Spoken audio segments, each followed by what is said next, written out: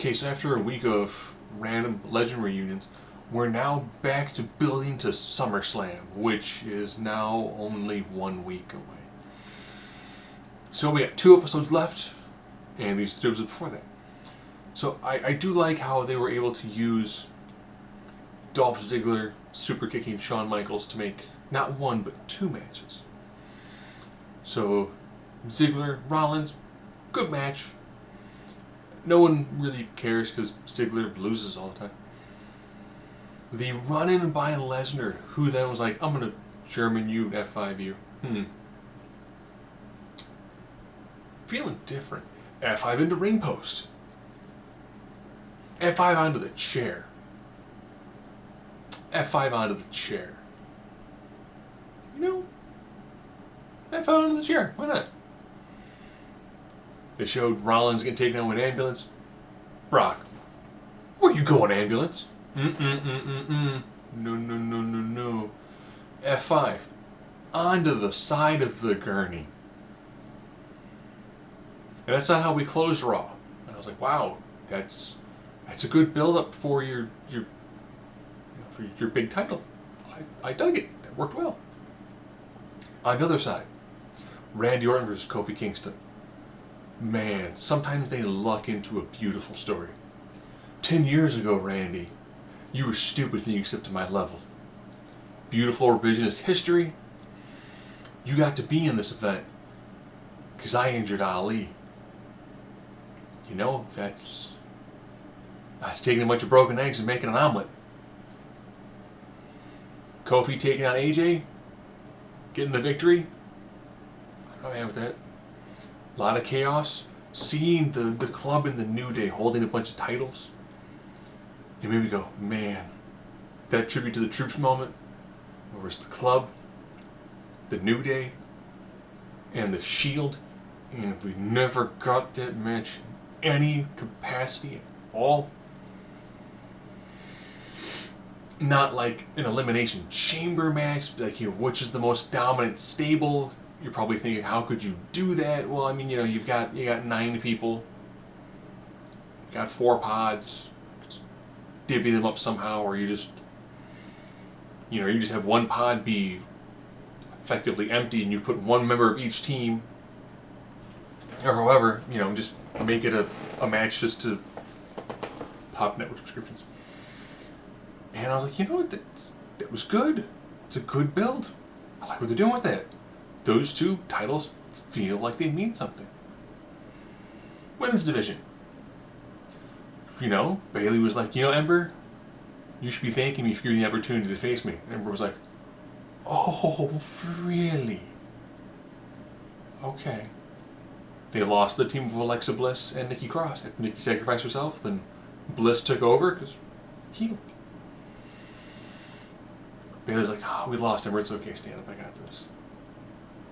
Bayley to Bayley, there is your receipt from last week. Bam. Bayley. Not bad. The Becky Lynch Natalya bit. Okay, having Becky attack Natalya during a training session to try to elicit more boos, the crowd just cheered. I was watching my buddy and I go, great, they tried this last year. Like, we're going to make you boo Becky Lynch. That's what led to the man. And yeah, Becky's been cooled off a lot due to the Lacey Evans feud, but you don't go, we're going to do this again. We're going to make you boo her. If only because you're facing someone in their beloved country. And then having Becky pretty much go through Alexa Bliss and Nikki Cross, to then have Natalya come down, lay out both Cross and Bliss, and be like, oh, Becky, you have a receipt coming too. Sharpshooter. Again, not bad. You're seeing an awful lot of similarity between the 2 of them, which is fine. Same with, you know, I'm facing Dolph Ziggler. My opponent from Summerslam is going to come down and attack me. The Fiend, Finn Balor, I'm digging it. I like how they're using the Firefly Funhouse. ran around and be like, oh, Finn Balor's amazing, he's fantastic. But he picked a fight with the Fiend. And Bray Wyatt showing up like, what are you doing? Yeah.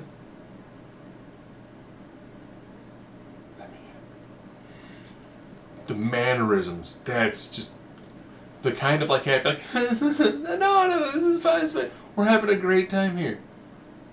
We're having a great time here.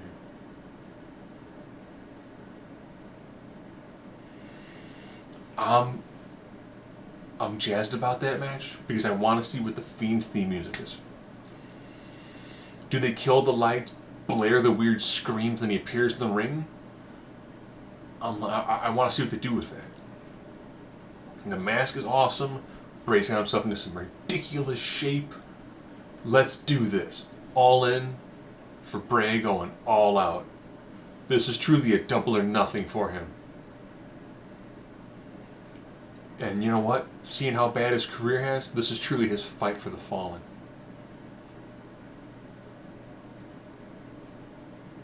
It was really bad, and I apologize. Half-heartedly. So, speaking of women's division, last week Fire and Desire said they had a match with the tag team championship, that if they were to win, they would get a shot at the championship. It was just worded awkwardly. And that match never happened. Okay? A lot of things haven't happened recently. Daniel Bryan was given the time to talk about his announcement, which he didn't make. Roman Reigns was going to announce who he was going to take on Summerslam, which led to a section of staging falling and missing him. It's just awkward. The Miz will be taking on Dolph Ziggler. Okay, I'm fine with that. Aleister Black is one who will pick a fight with him. Sami Zayn's like, he looks like he needs help. I will help him by fighting him. You know, Cesaro Black was amazing. Zayn Black can also work really well. Works well for SummerSlam. Kevin Owens is out there hitting stunners and super kicks and powerbombs on people. Beat up Drew McIntyre. Okay. It's a good way moving forward for his feud with Shane. You can't beat Elias again because he already has. So mid-cards. Shinsuke Nakamura had another match against Ali. This time Ali beat him. So I'm assuming Ali, Shinsuke Nakamura at SummerSlam. Probably pre-show. They did a really nice gauntlet on Raw. Beginning with Cesaro, Rey. Cesaro, falls to Rey Mysterio. Sami Zayn falls to Rey. Andrade beats up Rey. Tears his mask. Ricochet comes down. Babyface of Fire. Beats Andrade. Ricochet just out again. The nice about the no automatic rematch clause is it forces them to do a match. Or a series of matches. It forces them to do a number contendership match just to go, no, you don't get an automatic rematch. Chances are you win a number contendership match, but at least then there's a match. It's not just like, oh, you beat me last week, I'm challenging you to a match. We at least get one more match to get us there. Oh, the Samoan Summit never happened because Joe decided to attack Roman. And then when the Usos tried to get involved, then the OC got involved. And then there's also Drew McIntyre, which brought out Cedric Alexander, which made Alexander do a dive off the Titantron to knock everybody out. Great, chaotic, nice way to end Raw, especially after you finish killing Seth Rollins with F5s and chairs and F5s on the gurneys. So why did the OC and the Usos have beef? Well, let's talk about those tag belts. The New Day, who are holding the titles, are defending against maybe Fire and Desire. Talked about the wrong tag belts. All the tag divisions are really not kind of going anywhere. But they did a triple threat match on Raw with the Usos, fresh off of another stay at a... Well, since it's a medical facility, I will say jail facility. Local jail. Yes, both Usos have had DUIs in this calendar year. Okay. Taking on the Revival, taking on the OC. It made sense to have the OC beat the Usos. They get to have the titles. Revival looks like we never lost them. It puts all the gold on the OC. Makes them look much more formidable after they got punked out last week by the DX NWO clique group. It's something, but you're still trying to figure out who are they going to... They've got a week to get 2 of those matches set up. Technically, they have a week to set up 3 tag belt matches. As well as what's going on with Daniel Bryan and what's going on with Roman Reigns. Now, Charlotte didn't have a dance partner, but that's okay because the King was talking with Trish Stratus. Because reasons. And then he's like, oh, I wish you could have one more match. First, they made Charlotte come down and be like, how are you having a King's Court without a proper queen and the greatest women's wrestler of any era?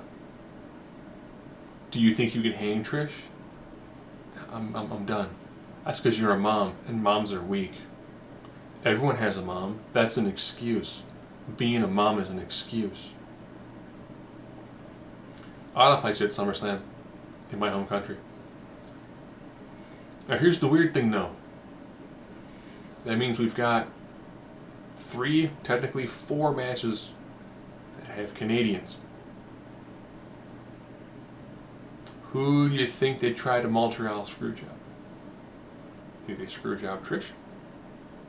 Screwjob Kevin? Think they screwjob Natalia? There's a lot of things they can do to just really mess up with the flow of the events. Okay. Speaking of messing with the flow of the events, we have a new 24/7 champion. After R-Truth beat Drake Maverick in a intergender 24/7 match,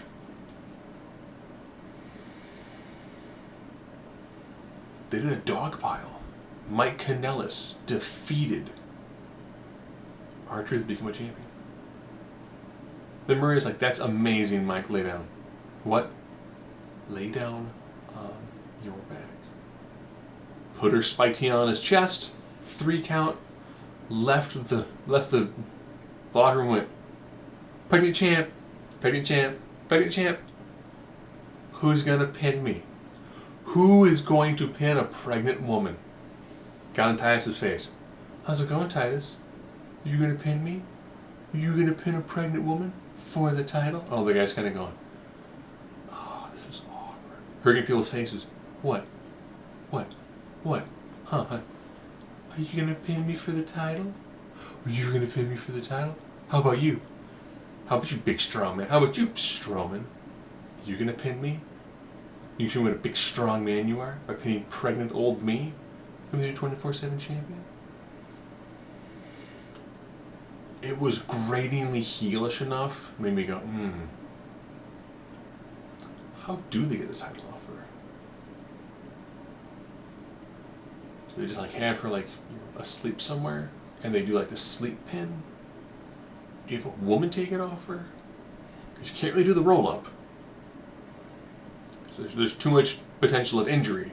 So it has to be one of those like sort of like sneaky pins. But if you pin her, is the baby also a champion? Because then wouldn't you then have like half the title until the baby's born? And then would you really try to pin a newborn? When she holds the newborn, will the newborn then, after a 3 count, become the sole owner of the champion? Because technically, he's a co-champion. Could be a she.